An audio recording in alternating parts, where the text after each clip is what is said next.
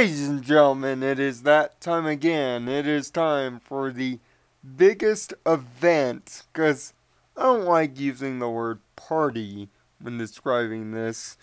WWE SummerSlam. For those unaware, this year takes place at the Barclays Center in Brooklyn, New York. The first time it's been not in LA for the last 3 years. SummerSlam statistically is the third pay-per-view in terms of youth, but it is typically known as the third major as well. But this year it's being treated as a WrestleMania Part D with 10 matches on the card, and here in this video are my predictions / wants. Of course, right after SummerSlam, there'll be a results video giving you the results of the event and my overall thoughts, so you can check that out on Sunday night. But let's get this started with what I consider is the most low card of the low card matches, and that being the match between Kevin Owens and Cesaro. Kevin Owens, coming off of 2 straight losses on pay-per-view, takes on the up-and-coming resurgent Cesaro, who's had a large success of victories over the path on the road to SummerSlam. Now, many people would consider this a United States title #1 contenders match. And in a lot of ways, it really is. But when it comes to the actual winner of this match, it's practically a coin flip. But I'm going to say that the victory will go to Cesaro. I think they won't stop his hot train. And if Kevin Owens wins, expect a big push for the United States Championship coming off of that victory. But don't expect it to be on that particular night. Cesaro is just too hot. He's too over. And I'm finally just pleased that they're finally giving this guy another run. The last time he had a legitimate run like this was when he first debuted quite a few years ago and was hot shot to the United States Championship. So I'm glad to see that they care about this guy all over again. Secondly, we're going to talk about a 3-team tag team elimination match with the Divas.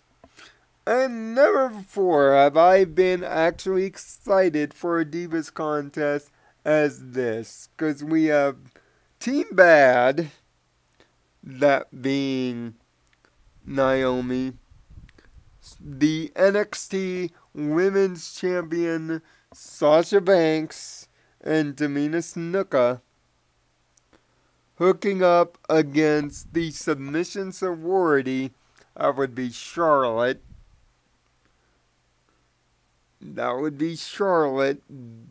Becky Lynch and Paige, against Team Bella, which would be the Bella Twins. The Bella Twins and Naomi. Now, these 3 teams have been going at it practically week after week for the last few weeks leading up to this event. And it's because of the Divas Revolution storyline. It's pretty much to introduce the NXT Divas who have been burning up NXT like a fire to the main roster. And these young ladies, Charlotte Flair, Becky Lynch, and Sasha Banks, have been doing exactly just that for their respective teams. But I'm hoping this isn't the conclusion of the storyline whatsoever. I'm hoping this leads to one of these three young ladies, winning the Divas Championship off of soon-to-be record holder Nikki Bella. She's nearing the 300-day mark, which that's the record owned by, of course, AJ Lee, aka CM Punk's husband. So you can see a little bit of tomfoolery going on here. But expect the team led by Sasha Banks, aka Team Bad, to come up, Team Good, and come up the victor on this night. And expect Sasha Banks to get a big push, at least I hope, straight to the Divas Championship, barring what happens actually right now at TakeOver. The next match is a fatal four-way for the tag team titles. Yes, we're getting into my favorite part of these things, the belts. Los Matadors, the New Day, and the Lucha Dragons take on the tag team champion Primetime Players in a traditional tag team fatal four-way. And trust me, if you thought the Kevin Owens-Cesaro match was a coin flip, this is definitely one. The New Day have been on a hot streak of wins, but also, surprisingly, an upshot in popularity. The Lucha Dragons, since joining the main roster from NXT, have put on some exciting matches, most notably the Tag Team Elimination Chamber a few months ago at the Elimination Chamber sub-event, which you can find results for that here on this channel as well. But expect the Primetime Players to come heavy and hard, and don't expect a title switch, but expect a tremendous outpouring from all these four teams, but expect the millions of dollars to continue to be made as the Primetime Players retain their championship in Brooklyn. But next up is actually a match that stretches back to last month's pay-per-view. Battleground, Ryback, The Miz, and The Big Show for the Intercontinental Championship. This match was postponed because Ryback had a staph infection. But now he is back and ready to go, and The Miz and Big Show have been chomping at each other's heels, as well as Ryback's, to try to get the white belt off of Mr. Feed Me More.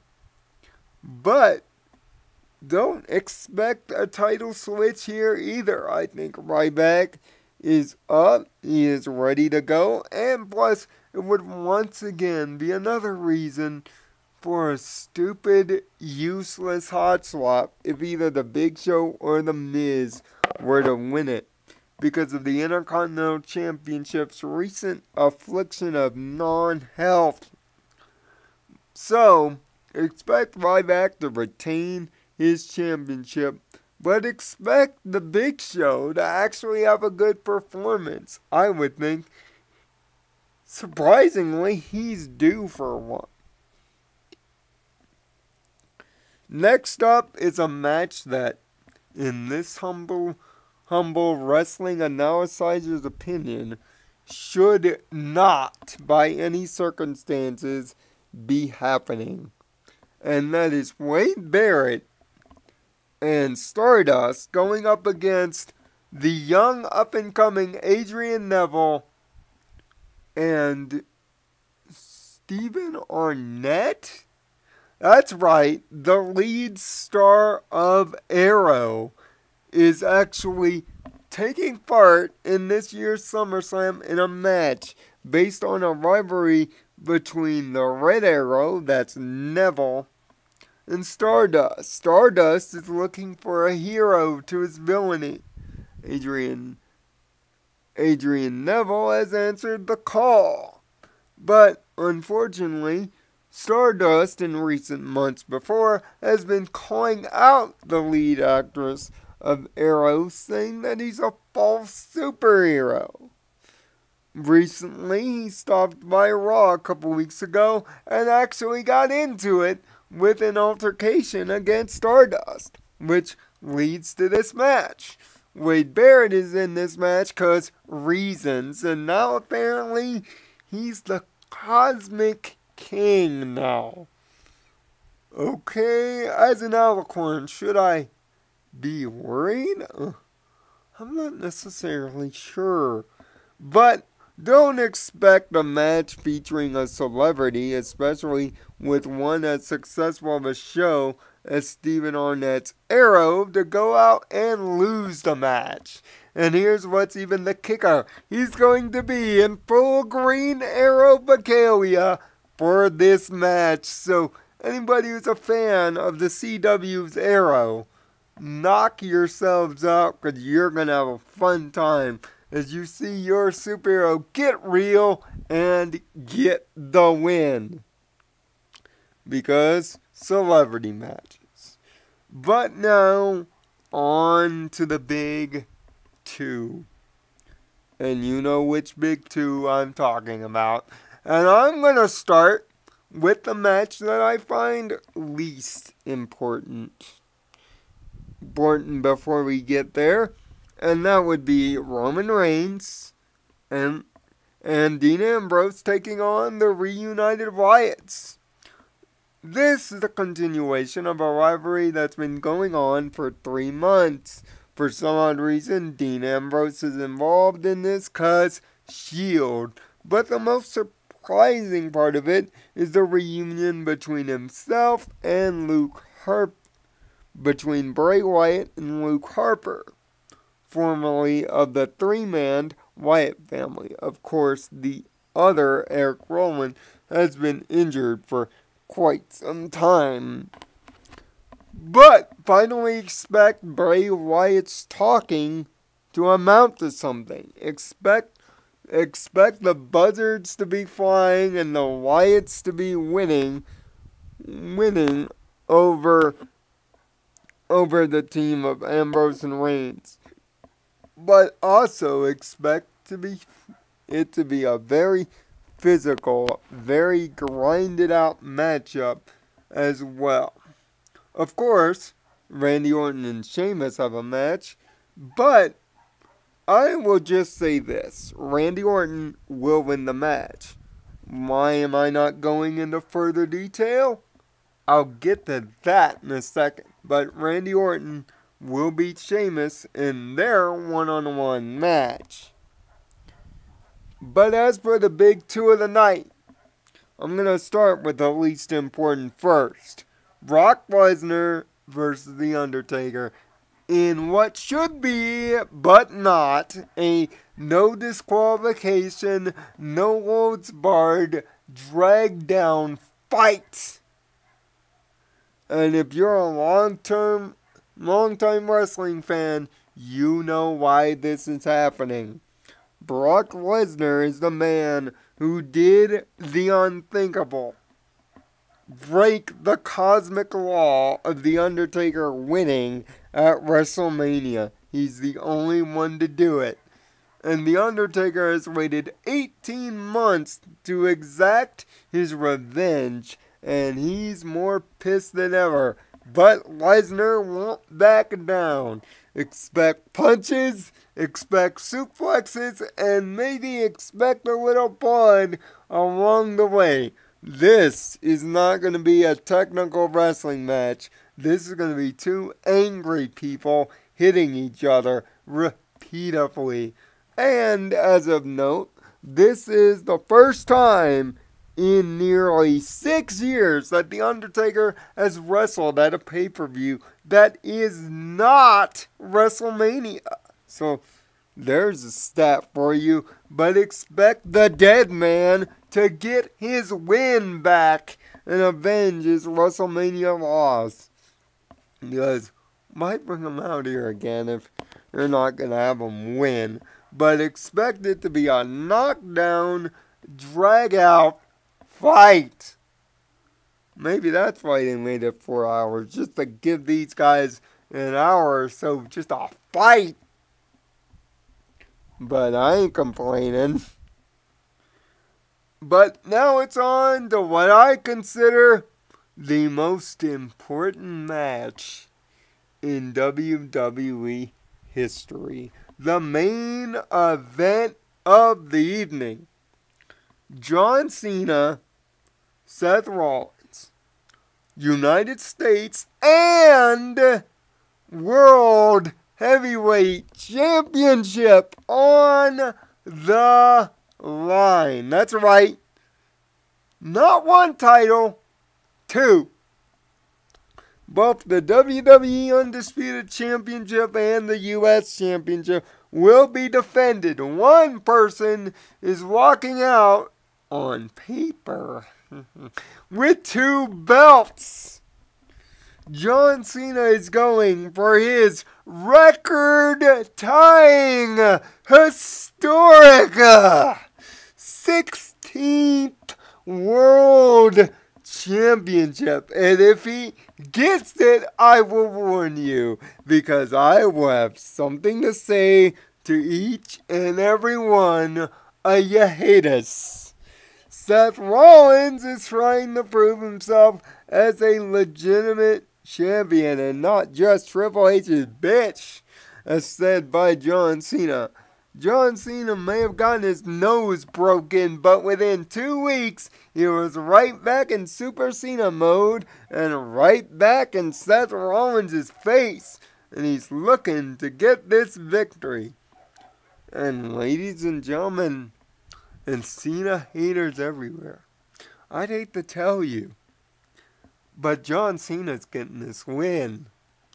John Cena is going to be a 16-time world champion, and the only man other than the Ultimate Warrior and Goldberg. Funny how they knock out that little point of history. Of course, Hulk Hogan.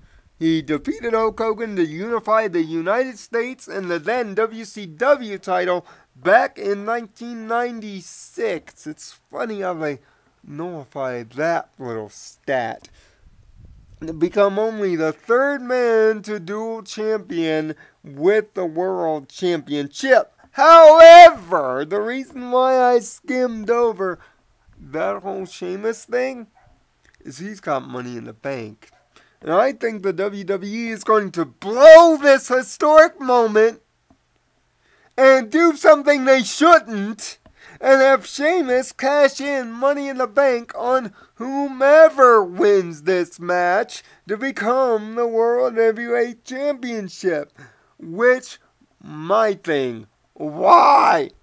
No, do not. In all the title unification matches in history, both of them, and I'm guessing I might miss others, all those title unification matches have ended in a clean finish. WWE, listen to me. The finish must be clean. No dirty finishes, no Money in the Bank cash-ins, none of that. We must, in my mind, have a winner. We must have two championships being switched over. Why?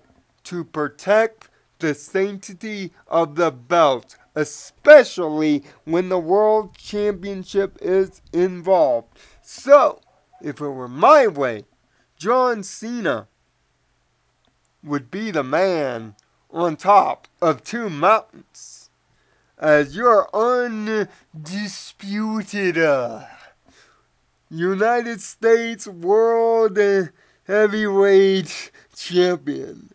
God, that's a mouthful. But you'll be able to see if I'm right tomorrow night. Leave your predictions down below if you dare to challenge me. Or if you're a Cena hater, please come at me. I want that too. But until Sunday night, find peace in your own nirvana. Thank you for watching.